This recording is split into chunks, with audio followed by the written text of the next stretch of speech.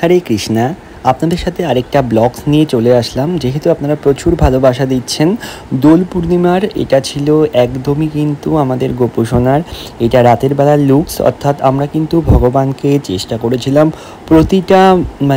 প্রতিটা মুহূর্তে, মানে দোল পূর্ণিমারও প্রতিটা মুহূর্ত থাকে, অর্থাৎ ফার্স্ট সেকেন্ড থার্ড মুহূর্তে আমরা কিন্তু ভগবানকে এটা আমরা গোলাপের সাজ দিয়েছিলাম, গোলাপের পাপড়ির বৃষ্টি করেছিলাম।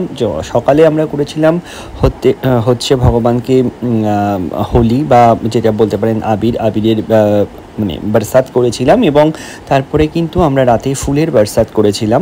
এটা চলবে, ঠিক আছে, এটা চলতে থাকবে পরপর, কারণ ভগবানকে আমি রিস দিই সেদিন।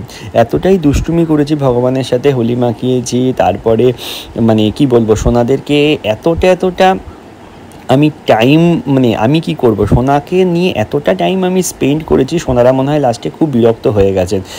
আমি দেখছি পরের দিন আমাদের সোনা একটু রোগা হয়ে গেছে।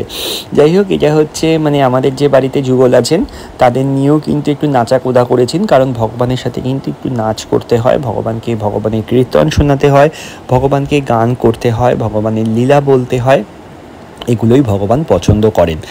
আমি ফুলের দেখুন বরসাত করেছি, ওইখানে ছিল গোলাপের বরসাত, যেহেতু আর এখানে ছিল একটু বড় সোনা, তাই একে ফুলের বরসাত করেছি। সেই মুহূর্তে আমি ফুল অফার করেছিলাম। এটা অনেকটা রাত হয়ে গেছিলো, আমি একটু নাচানাচিও করেছি ভগবানকে নিয়ে। আমার কাছে ভালো লাগে, সিরিয়াসলি বলছি, আমার কাছে এই ব্যাপারগুলো ভীষণই ভালো লাগে। ফুলের গজরা, ফুলের যে চুড়ি হয় না, এই ব্যাপারগুলো করেছি আমি।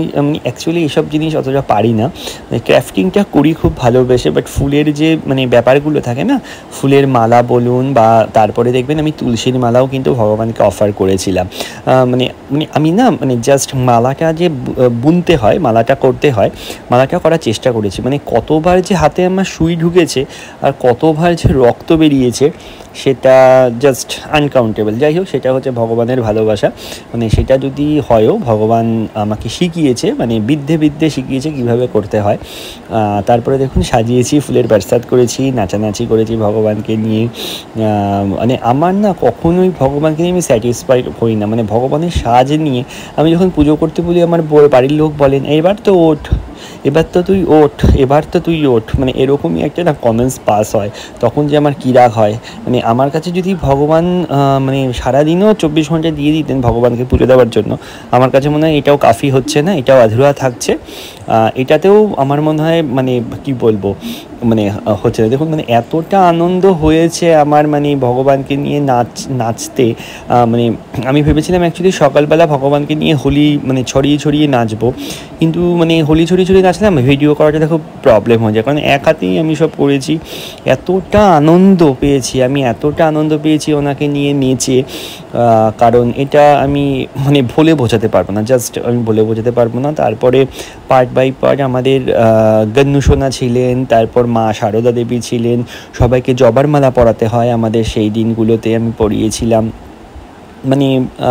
আমার ঘরে প্রচুর ভগবান। দেখুন তুলসীর মালা করেছিলাম, অনেক কষ্ট করে তুলসীর মালা বানিয়েছিলাম। আমি মালা করতে একদমই পটু নই, বাট আমি চেষ্টা করেছিলাম, আমি অফার করেছিলাম ভগবানকে, ভগবানও সাথ দিয়েছিল। যাই হোক, তারপরে মোটামুটি পাঠটা শেষ হয়ে গিয়ে কোনো মতো আমি রাতের বেলা চলে গেছিলাম আমাদের মন্দিরে। এটা ছিল যুগলের মন্দির, তারপরে ছিল হচ্ছে রাধারানীর মন্দির। সব মন্দিরগুলোতেই গেছি, ভীষণ ভালোভাবে কীর্তন হচ্ছিল সেখানে, ভাগবত পাঠ হচ্ছিল, গীতা পাঠ হচ্ছিল, ভীষণ ভালো লাগলো। অনেকে আমার দিকে তাকাচ্ছিল যে একটা ইয়ং জেনারেশন ছেলে ভাগবত পাঠ শুনছেন, গীতা পাঠ শুনছে। আমি মনে করি একদম শোনা উচিত। আর আমি সিরিয়াস বলছি, আপনাদের নেক্সট জেনারেশনগুলোকেও কিন্তু এগুলোর প্রতি আপনারা আচ্ছাদন করুন, না হলে কিন্তু কি বলবো, বেশি দূর এটা তো অ্যাকচুয়ালি কলিতেই ম্যাক্সিমামটা শেষ হয়ে যাচ্ছে সব। তাও আমি বলি, এটা কিন্তু মোক্ষম, ভগবান আপনাকে জন্ম দিয়েছে কলিযুগে, কিন্তু আপনি ভীষণ ভগবানকে থ্যাঙ্কস করুন, কারণ এইখানে যদি আপনি হরে কৃষ্ণ মহামন্ত্র জপ করেন, তাহলে কিন্তু আপনার ম্যাক্সিমামটাই কিন্তু উদ্ধার হয়ে যাবে। কলিতে ভগবানকে পাওয়া খুব সোজা, ঠিক আছে। এটা আমি বারবার করেই বলি, আপনারা প্রেমানন্দ মহারাজজির কথা শুনুন, আপনারা প্রচুর বই পড়ুন, আপনারা প্রচুর পারলে রিলস দেখুন, মানে ভগবানের যেই রিলসগুলো এখন হয়েছে। দেখুন, খারাপটা তো অনেকেই বলবেন, আমি খারাপ বলার একদম পক্ষপাতিত্ব নেই, আমি ভালো বলার চেষ্টা করি। তাতে যদি আমি বাজে হয়তো বাজে, আর ভালো হলে ভালো। যাই হোক, মানে ভীষণ ভালো লাগে। আর যিনি গান করছিলেন না, এত অসাধারণ, মানে আমি অনেকখানি গীতা শুনেছি, জাস্ট মানে খারাপ লাগে বলতে, ঘুম পেয়ে যায়।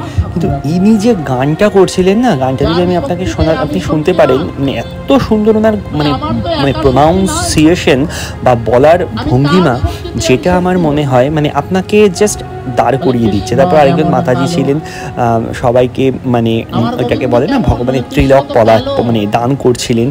মানে এটা আমি পেয়ে ভীষণ মানে ভাগ্যবান আমি নিজেকে মনে করেছিলাম, ভগবানের তিলক মানে পাওয়া, মানে রাধারানীর কাছে যাওয়া ভীষণ ভালো লেগেছে।